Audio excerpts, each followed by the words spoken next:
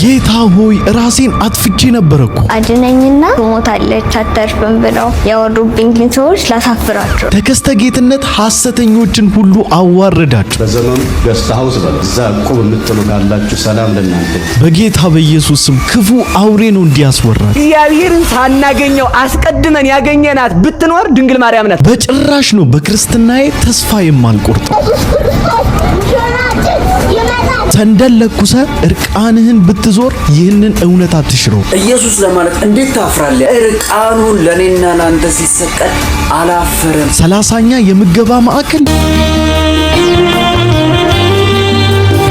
ጸበል መዝረፊያ ነው እያሉ ነው። ለምንም ብሎ ቧንቧም ቢሆን ስር ለስር ቀብሮ ጸበል ፈለቀ ይላል። ደልብህማ አትጨማለቅም። ኃጢአት እንደፈለክ ያረግ እግዚአብሔር ክብር ይገለጥብኝ ማለት አትችልም። ነገር ግን እግዚአብሔር በምሕረቱ ባለጠጋ ስለሆነ ምሕረቱ ብዙ ነው፣ ምሕረቱ ብዙ ነው፣ ብዙ ነው፣ ብዙ ነው፣ ምሕረቱ ብዙ ነው፣ ብዙ ነው። አድነኝና እንደዚህ ያወሩብኝ ሰዎች ትሞታለች አተርፍም ብለው ያወሩብኝ ሰዎች ላሳፍራቸው ነው ስለ ነበረው ሌላ ምንም ማለት ነው። ምክንያቱም በቃ ትንሽ እሱ ነው የሰጠኝ፣ እሱ ነው ብትብለኝ የኔ እናት ያ ልክ ነሽ። እግዚአብሔር ሰጠ፣ እግዚአብሔር ደሳ። ይቺ ታናሿ እህታችን እንግዲህ ከሰሞኑ በሶሻል ሚዲያ ላይ የካንሰር ታማሚ ናትና እጅ ሳትሰጥ እንዲህ ጠንክራ እንግዲህ በዚህ እድሜዋ እንዲህ በርትታ አምላኳ ሁሉን ነገር ማድረግ እንደሚችል ምናልባት ብዙዎቻችን በተለያየ ተስፋ መቁረጥ ውስጥ ያለን ሰዎች እንጽናናበታለን፣ እንበረታበታለን ብዬ ስላሰብኩ ይዤላችሁ መጥቻለሁኝ። በእግዚአብሔር ተስፋ አትቁረጡ። በቃ እድናለሁ የሚል ሐሳብ ከሆነ ያላችሁ እድናለሁ፣ ከራሳችሁ የሚጠበቀውን አድርጉና ሌላውን ለፈጣሪ ተውት። ምክንያቱም ሰው ቢረሳችሁም ሰው ቢተዋችሁም ከዛ ደግሞ በቃ ምን አይነት ጥንካሬ ነው በጌታ በኢየሱስ ስም። በእግዚአብሔር ቸርነት አድርጉ። ምክንያቱም እሱ ሁሉ ነገር አይሳናው። እግዚአብሔር ደግሞ የሚፈትነው የሚወዳቸውን ነው።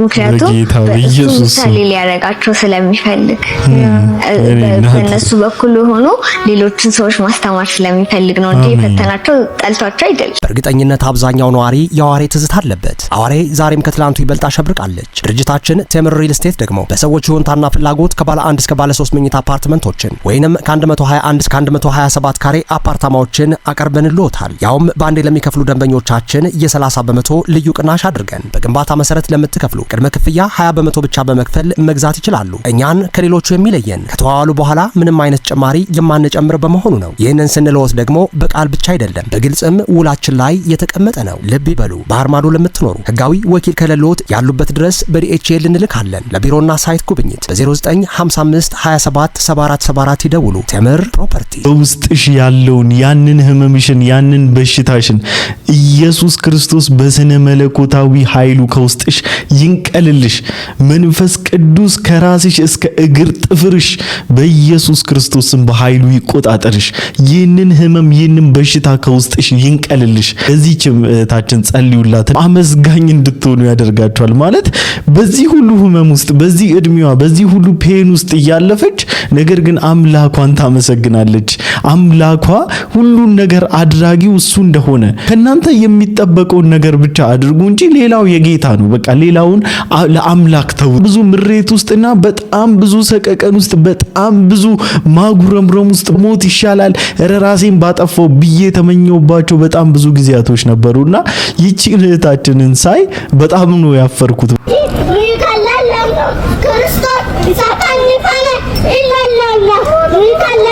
የተሰቀለውን ክርስቶስን እንሰብካለን።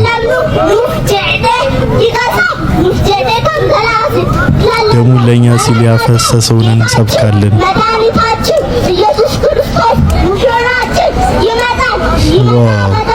ሞገስሽ ራሱ ጌታ ኢየሱስ ይባርክሽ፣ ከዚህ በላይ ጸጋውን ያብዛልሽ። ሌላ ታሪክ ውስጥ ነው። በቃ ኢየሱስ በሚገርም ሁኔታ እየሰራ ነው። ኢየሱስ በሚገርም ሁኔታ ትውልዱን እየተጠቀመ ነው። እኛ አሁን ማማረር ትቻለሁ። አሁን እነዚህ በስመ ወንጌል እየቀጠፉ እየሸቀጡ ከርሳቸውን ሆዳቸውን ቤታቸውን ለማሳመር እየተጣጣሩ ባሉቱ ምንም መናደድና ኦፌንድ መሆን ትቻለሁ። ምክንያቱም ኢየሱስ ክርስቶስ ሊመጣ በደጅ ነው። ለዚህም ደግሞ ደግሞ ምልክቱ ቃሉ ብሎ እንደሚለው በወንድና በሴት ልጆቼ ላይ ከመንፈሴ አፈሳለሁ ብሎ እንዳለ ይኸው በመንፈስ ቅዱስ ተሞልቶና ጸጋውን አብዝቶላቸው የበጉን ደም የሰበኩና የመሰከሩ ያሉ እንደዚህ አይነት ቆንጆ ልጆችም አሉት ጌታ። ስለዚህ በክርስትናችን ተስፋ እንዳንቆርጥና ማንም ሲሰድበን ማንም ሲነቅፈን አይወክሉንም ብለን እስከ መናገር ድፍረት ያገኘነው ጌታ ኢየሱስ ክርስቶስ በስራ ላይ ስላለ ጭምር ነው። ኢየሱስ የሌለባቸው ጸሎት ቤት የሚባሉ አሉ። በዘመኑ ገስት ሃውስ በለው ሰማል ኢየሱስ የሌለባቸው እዛ ቁብ የምትሉ ካላችሁ ሰላም ለእናንተ ይሁን። ሰላም ለእናንተ ይሁን። ሻሎም ሻሎም። እዚያ አሳራቸውን እየበሉ አገልጋዮች ይሁን። የሚያሳስበኝ እኔ እዛ እግር ቤት ያለ የሚደገፍ ይሄ በጣም ትክክለኛ መጽሐፍ ቅዱስ ፕሪንሲፕል አይደለም። በእውነት ያገሬ ልጆች በልግስና አድርጉ የምትችሉትን ለማንም ስመ እግዚአብሔር የተጠራበት አይደለም።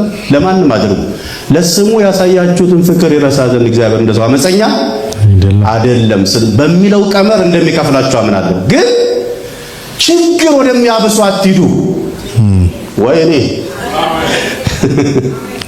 ጌታ ኢየሱስ ይባርክ። እንደዚህ አይነት ምስክርነት ሰምቼ እኮ ስለማቀር ከስንት ሺህ አንዷን እንደምንም የቀናቸውን ስለሚያወጡ ነው እንጂ አየር ላይ ምስክርነት ወደ ጌታ ይሄዳሉ። ብዙ ትድናለህ ተብሎ ምንም የማያስከፍል አምነህ ከመጣ የዘላለም ጣጣህን የሚሰብር አሜን። ኧረ ኢየሱስ ያድናል። አሜን። ይኸውላችሁ እኔ በጣም ስለምታዘብ ነው። ያው ዛሬ አይደለም እንደምታውቁት አንዳንድ ሰዎች እንደዚህ ግራቸውን አጣምሮ ቁጭ ብለው የነበሩ ሲመለክ ምንም መዝሙር ቢቀያየር መልካም ነው ብትል ትልቅ ነው ብትል ያነሳል ብትል ከዛ ይኸውላችሁ እኔ ያየሁት ነገር ቤታ አንድ ነብይ የተባለ ያው በትምህርት ተጠቅስ ይወጣና አጥንቶም ይሁን ጀርባ ሰልሎም ይሁን በኢንፎርሜሽን እኔ አላውቅም። እሱ ለራሱ ነው የምትወው ብቻ በለጡ አይደል ስምሽ ሲላ እየዘለለች እዚህ ነው እና መርምሩ የሚለው ላይ ነው እንደው መመርመር ያለብን እንዲብለን ነው። ከእግዚአብሔር ነው ከምንድን ነው እየተመለከስ ማበደን ያለብን የተስማማ ሰው ያጨንጭ ተኪ ይሄን ነው በቃ ከናንተ ምን ፈልገው እግዚአብሔር በላያችሁ ላይ ያስቀመጠውን ጸጋ በቃ ኢፌክቲቭሊ እንድትጠቀሙት ነው የምንፈልገው። በማንም ወንበዴና በማንም ሆዳደር ወንጌል ሊሸፈንና ሊደበቅ አይገባም። ባገኛችሁት አጋጣሚና እግዚአብሔር በሰጣችሁ መድረክ ላይ ህዝቡን ልታነቃቁና ልታነቁ ይገባል።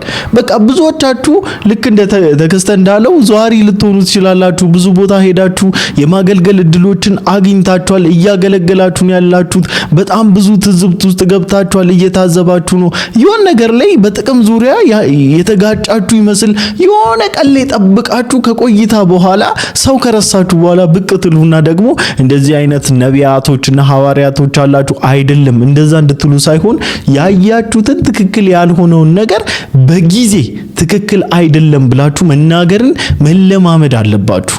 አንለስ አዘርዋይስ ብዙ ሰው ከተበላና ብዙ ሰው ከጠፋበት በኋላ መታችሁ ብትናገሩ ምንድነው ጥቅማችን? ምንድነው የሚጠቅመን? በትውልድ መሃል ወንጌል ደምቆና በደንብ አድርጎ በርቶ ይታያል። ምክንያቱም ብርሃን ስለሆነ ጨለማ ያሸንፈው ነው። ይኸውላችሁ እግዚአብሔርን ሳናገኘው አስቀድመን ያገኘናት ብትኖር ድንግል ማርያም ናት። ለዚህ ነው አባ ጊዮርጊስ ዘጋስጫን ይላል ድንግል ሆይ አንቺን የወደደ እግዚአብሔርን ወደደ። አረ እንዴ አይደለም፣ እንደውም አንቺ ከወደድሽኝ እግዚአብሔር ይወደኛል፣ አንቺ ከጠላሽኝ እግዚአብሔር ይጠላኛል ይላታል። በሉላችሁም አንቺ ከወደድሽኝ ማን ይወደኛል? አንቺ ከጠላሽኝ ማን ይጠላኛል? ህዝቡ ራሱ ማለት ደበረው። አያፍሩም? ሼም አይዛቸውም? አይሰቀጥጥህም? አይደብርህም? እንደዚህ ብለ የእግዚአብሔርን ክብር የእግዚአብሔርን የኢየሱስ ክርስቶስን አልፋና ኦሜጋነት የአምላክን ክብር እንደዚህ አድርገ በማርያም ውስጥ ሰውረ ለማራከስ ስትሞክር አታፍርም? አይሰቀጥጥህም? እዛ ውስጥስ ያላችሁ ሰዎች እንደው ኦርቶዶክሳውያን ወገኖቻችን ይህንን ጉዳችሁን ስታዩት ሼም ይዟችሁ አደነግጡም? ልባችሁ ትርትር አይልባችሁም? ክዋትሉም እንዴ? በጌታ በኢየሱስ ስም ኧረ በኢየሱስ ክርስቶስ የሚገልበት ከላያችሁ ላይ ይህ አዚምና ድንዛዜ ከላያችሁ ላይ ይመታ። እንደዚህ አይነት የፎረሸ ትምህርት እኮ አይደለም፣ ይሄ ዲሞኒክ የሆነ ትምህርት ነው። ይሄ አጋንንታዊ የሆነ ትምህርት ነው። አዚምና ድንዛዜ ይዘራባችኋል። ቃሉ ይላል ወይ ብላችሁ ጠያቂ ትውልድ ለምን አትሆኑም? እንደ ቃሉ ነው ወይ እያስተማረ ያለው ብላችሁ ለምን መጠያየቅን ፈራችሁ? እስከ መቼ እንደዚህ አይነት መርዝ እየተጋታችሁ ትኖራላችሁ? አዲስ አበባ ተቀምጦ ሰው ኑሮ መረር ሲያደርገው ሲወደድበት የቤት ክራዩን ወደ 30 ሺህ ብር ገብቷል። ቀለል ያለች ቤት ሲወደድበት አሁን መድኃኒቱ አጥማቂ መሆኑ አጥማቂ ነው። አበል ያጠምቃል ፈለቀ ይልና ለምንም ብሎ ቧንቧም ቢሆን ስር ለስር ቀብሮ እዚያ ላይ እንዲፈነዳ ያደርገዋል። ጸበል ፈለቀ ይላል። ያዙኝ ቅድስት አርሴማ አለች፣ የአርሴማ ነው ይለዋል። ይዋዝ ይሄዳል። አጥማቂ ሲያዋላ ይፈውሳል። ድንች በሚያል መቁጠሪያ የሰው ወገብ እየሰበረ እኛ አባቶቻችን ሲፈውሱ የምናውቃቸው በስልጣነ ጴጥሮስ ወጳውሎስ ብለው ነው የፈወሱት። በስልጣነ ጴጥሮስ ወጳውሎስ እንዲሁ በሕግ አምላክ በዱላ የሚወጣ ሰይጣን አይታችሁ ታውቃላችሁ? በመቁጠሪያ በለው ጴጥሮስ ነው እንደዚህ ያደረገ፣ ጳውሎስ ነው እንደዚህ ያደረገ። እንዲሁ ማን ያደረገ? በስመ ጴጥሮስና ጳውሎስ ሲወጣ የታያችሁ መንፈስ ቅዱስ እንደዚህ አድርገዋል። አሁን ደግሞ ይሄን ስንናገር ደግሞ ቀንታችሁ ነው እናንተ። አቤት ጸጋው ፈሶልን ያስቀነኝ እንዲሁ በቀናው እኔ እንዲሁ ቅናትስ የሚያስቀነኝ እናቴ የአባቶቼ የነ ቅዱስ ዮሐንስ አፈወርቅ ጸጋ ቀን ሲያስተምሩ ነው ሌሊት ጥርኝ ገብስ እየበሉ ቆመው የሚያድሩት የነዚያ ቅዱሳን የነዚያ ገርል ስለሌለኝ ነው የምቀነው። የተሳሳተውን የሚያርመው ራሱ ስህተት ውስጥ ያለው ሰው መሆኑ ነው። ማለት የስህተትን ጥግ የሚናገር ሰውዬ ለማረም ስህተትን ለማረም ሲመጣ አስባችሁታል? ከክልል የሆነ አካሄድ ማለት ነው። እና የሚገርማችሁ ነገር እነሱን ለመቃወም የፈለገው በቃ ብሌም እያደረጋቸው ነው። የኑሮ ውድነቱ ሲከብዳቸው አጥማቂ ይሆናሉ። መሬት ስር የሆነች ቱቦ ምናምን ቧንቧ ይከታሉ። ፈለቀኛ ስንል የነበረው ማለት ነው። ስንናገር ይሄ ቧንቧ ነው፣ መሬት ስር የተቀበረ ቧንቧ ነው። ከዛስ ሲከፈት ፈለቀ ይላሉ። በቃ ህዝቡን ይደልላሉ፣ ይሸውዳሉ፣ ያታልላሉ ብለን ስንል ሙልጭ አድርጋችሁ ስትሰድቡን ነበረ።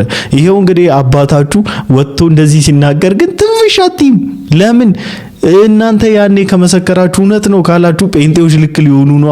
ብትሞቱ ደግሞ ጴንጤዎች ለሚናገሩት እውነት በጭራሽ እውነት ነው ብላችሁ አውተንቲኬት ማድረግ አትፈልጉም። በስመ ጴጥሮስ በስመ ጳውሎስ ይላል። በየትኛው መጽሐፍ ቅዱስ ክፍል ውስጥ ነው ጴጥሮስ በጴጥሮስ ስም ብሎ አጋንንት ያወጣ? ወይም የሆነ ክርስቲያን የነበረ አንድ ግለሰብ ወይ ሐዋርያ በስመ ጳውሎስ ብሎ አጋንንት ያወጣ ማን ነው?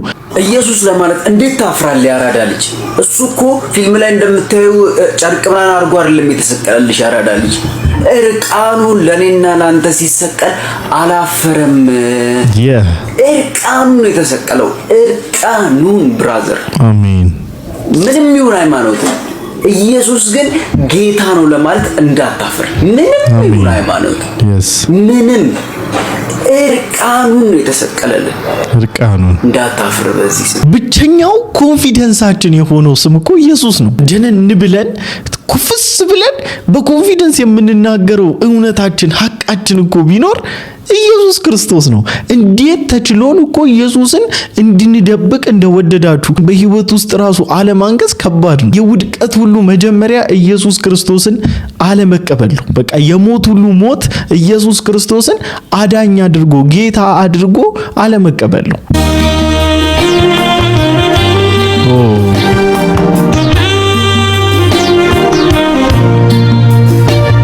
ይገርም ነው።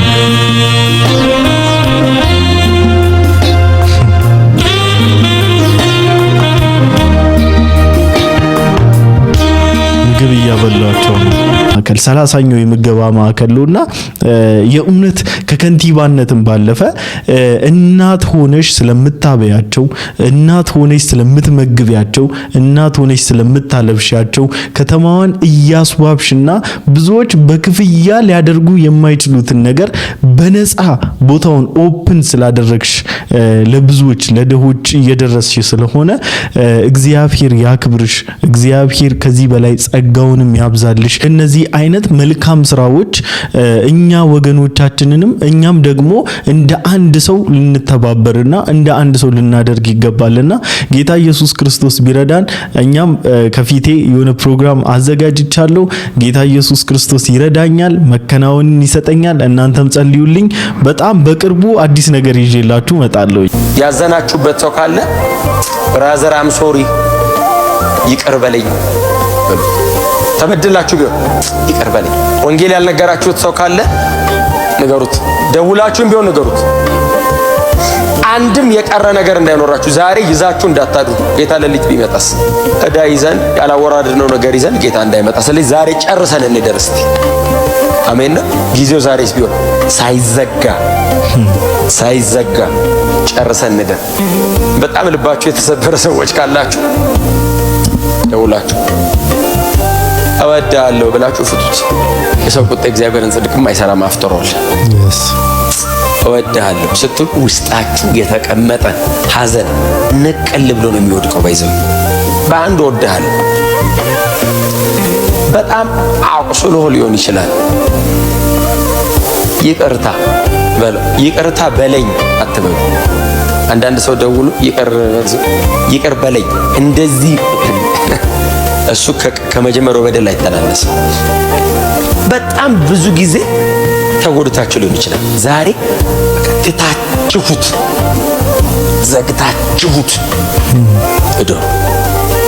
ጊዜው ዛሬ ሊሆን ይችላል የሚዘጋበት። ይቅር መባባልን የመሰለ ነገር የለም። እንደው አምልኳችንም ፉል የሚሆንልን አምልኳችንም ውበት የሚኖረው ከጎናችን ያለው ወንድማችንን ከጎናችን ያለችዋን እህታችንን ልቧን ሰብረን ወይ ልቡን ሰብረን ልባችንን ተሰባብረን አይደለም። አምልኳችን ውበት ቢኖረው በአንድ ልብ በአንድ መንፈስ ሆነን ስለሆነ ያንን ደግሞ ሴንሱን ማምጣት የምንችለው መጀመሪያ በውስጣችን ያለውን ቂምን በውስጣችን ያለውን ጥላቻ በውስጣችን ያለውን ቅይማት መቀያየም ነቅዘን ስናወጣው ነውና በውስጣችሁ ያለውን የተያዛችሁበት ሰው ካለ ምናልባት ዛሬ እግዚአብሔር ዳግመኛ እድልን እየሰጣችሁ እንድታስተውሉ እንድናስተውል ዳግመኛ እድል እየሰጠንና የሆነችን ነገር በህይወታችን ውስጥ ፊክስ ሊያደርግልን ስለወደደ ሊሆን ስለሚችል ይቺን ነገር እስቲ ዛሬ እንደ ቻሌንጅ ያዟትና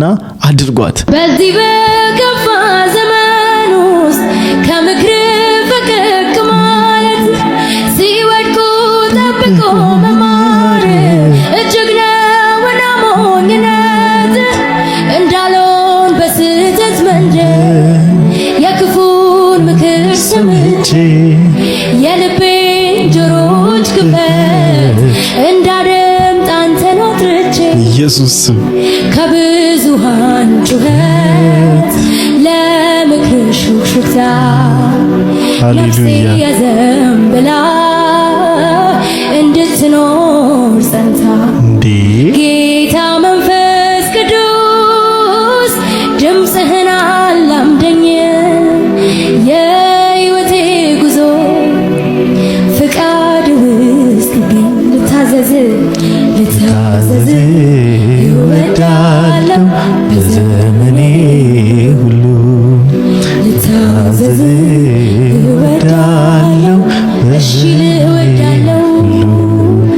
እሺ ልል እወዳለሁ በዘመኔ ሁሉ እሺ ልል እወዳለሁ በዘመኔ ሁሉ ልታዘዝ እወዳለሁ በዘመኔ ሁሉ እሺ ልል እወዳለሁ በዘመኔ ሁሉ። ኑሃብዬ ጌታ ኢየሱስ ይባርክሽ በኢየሱስ ክርስቶስ ስም። ምን አይነት ዝማሬ ነው! ጌታ በቃ እንድንታዘዘው ስለወደደ ነው ማለት ነው።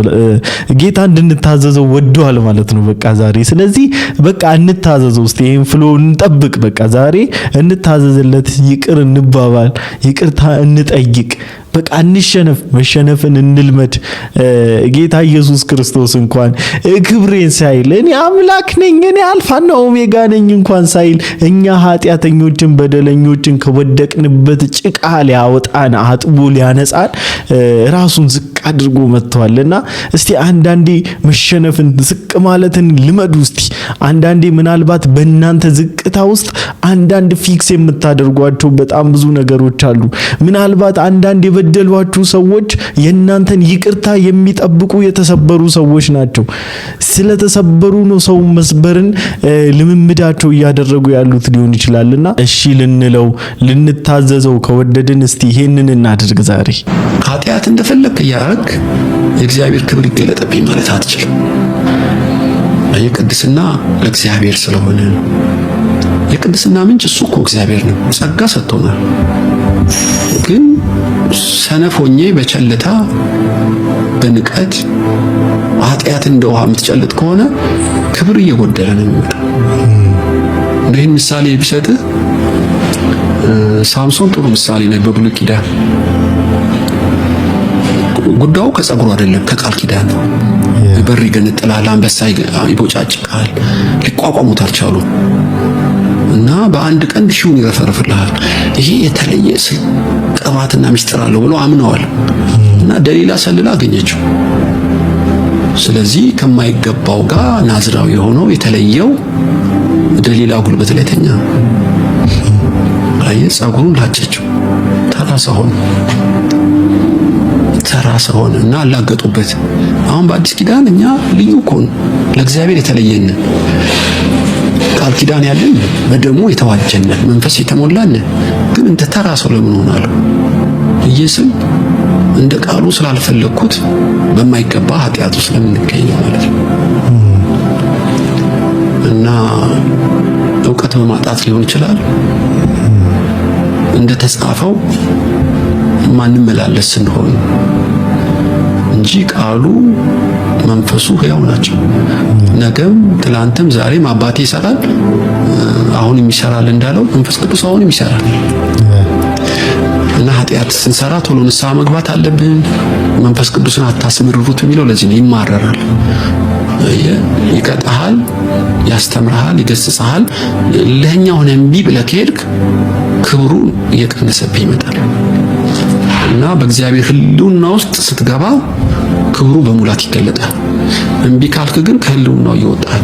ስፔሻሊ በሳሊቬሽን ዙሪያ በእግዚአብሔር ጸጋ ዙሪያ በግሬስ ዙሪያ አንዳንድ ነገሮችን አያነሳን ስናወራ ይህ ወንድማችንን አንዴ ድናችኋልና ኃጢአት ብትሰሩ ፈለጋችሁ ብትመላለሱ የሚል አይነት ትክክል ያልሆነ አመለካከትና እጅግ በጣም ጸያፍ የሆነ ድምደማ ላይ የደረሱ አንዳንድ ሰዎች አሉና መንፈስ ቅዱስ ኃጢአትን እንድትሰራ የሚገፋፋ አምላክ አይደለም ነው። ይልቁንስ ጸጋው የጸጋውን ጉልበትና የጸጋውን አያልነት አድምቆ በህይወት ላይ የሚያሳየና ኢቭን ብትወድቅ እንኳን ብትሳሳት እንኳን ኃጢአት ውስጥ ብትገባ ድካም ነውና በድካም ጊዜ ደግሞ የሚራራል ሊቀ ካህናት እንዳለ ከወደክበት ሊያነሳ የሚችል አንተናው ቪዲዮ ላይ እንዳሰማዋችሁ በውስጣችሁ በድግምግሞሽ የምትመጣ አልሰበር ያለችዋ አልጠፋ ያለችዋ ነገር ካለች በጌታ ፊት ማቅረብ ነው። ምክንያቱም ጌታ ምን ብሎናል? ሸክም የከበደው ወደኔ ይምጣ እኔም አሳርፈዋለሁ ብሏል። ስለዚህ የሚያሳርፍ ጌታ ስለሆነ ቀንበርን ሊሰብር የሚችል አቅም ያለው ጌታ ስለሆነ በሱ ፊት በጸጋው ዙፋን ፊት ድካማችንን ራሳችንን ይዘን መቅረብ ይኖርብናል ማለት ነው። ሳታደርጊው ማክቲው ሁለት ነገር ሳላደርገው ማለት ነው ጸሎት፣ ሙዚቃ ማዳመጥ። እንዴት ድሮ ስፖርት ነበረ። አሁን ትንሽ ስለሰነፍኩ ግን ስፖርትን ጨመርልኝ። ጸሎት ማድረግ ከዛ በኋላ ሙዚቃ ማዳመጥ ክላሽ አያደርግም? ሜኒት አብሮ ይድልሻል ማለት እንዴት ነው? አብረሽ ያስኬድሹ ማለት ሁለት የተለያዩ መንግስታት ናቸው። እንግዲህ ማለት በጸሎቱ ህይወት ውስጥ ያው ጸሎቱ በክርስትና ውስጥ ይካተታል። ያኛው ደግሞ ሙዚቃው ዘፈኑ ምናምን ደግሞ በዓለማዊው ውስጥ ነው የሚካተተው። ስለዚህ ጸሎቱ ኢትስ አ ፓርት ኦፍ ክርስቲያኒቲ ከሆነ ክርስቲያኒቲ ውስጥ ደግሞ ዘፈንን አንቀበልም። ዘፈን ተቀባይነት የለውም። ዘፈን ኃጢአት ነው። ሄደሽ እዚህ ጋራ በጸሎት በመንፈሳዊነት እየተመላለስ መንፈስ ያዘሰም ታይም በምድራዊነት ደግሞ መመላለሱ እንዴት አብሮ ሄደልሽ? እና ከዚህ በፊት እንግዲህ እቺ እህታችን ዘፋኝ ናት። ጌታን ተቀበለች ብለን እጅግ በጣም ደስ ብሎ ብዙዎቻችን እልል ብለን ነበረ። እግዚአብሔር ይባርካችሁ ብያችኋለሁ። እቺ እህታችን ወደ ጌታ እንድትመጣ የተመኛችሁ ወንድሞቻችንና ባልተጣራ ዜና ደግሞ ጌታን ተቀበለች ብላችሁ ሚዲያ ላይ ላራገባችሁ ሰዎች ጌታ ይባርካችሁ። ምክንያቱም እኛ ሁሌም ሰዎች ህይወትን እንዲያገኙና ህይወት እንዲበዛላቸው ክርስቶስ ኢየሱስን መስበክ ግዴታችን ስለሆነ ነው። ሁልጊዜ ማስታወሰው ልቤ የማይጠፋው ይሄ በኦሮምኛ ዘፋኝ ነው። አምልኮ ዝማሬ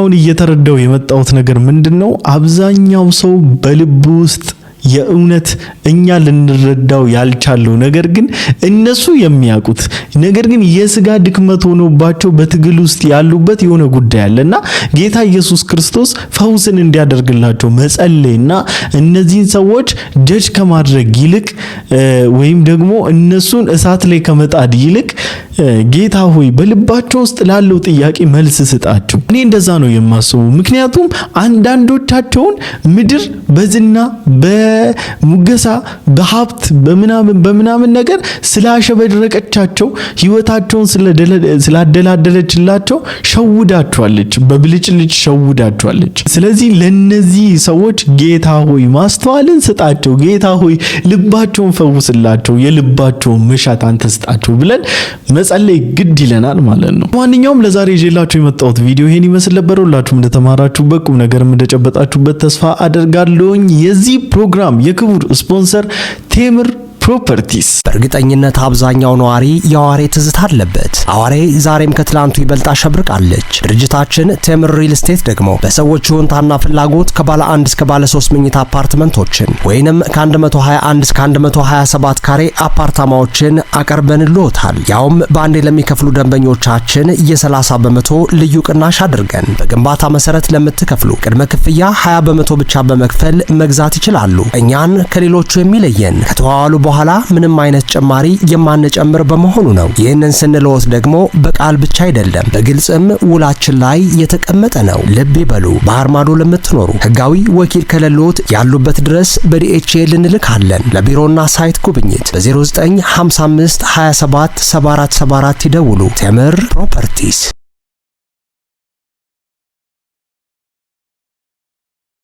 ይመቻችሁ።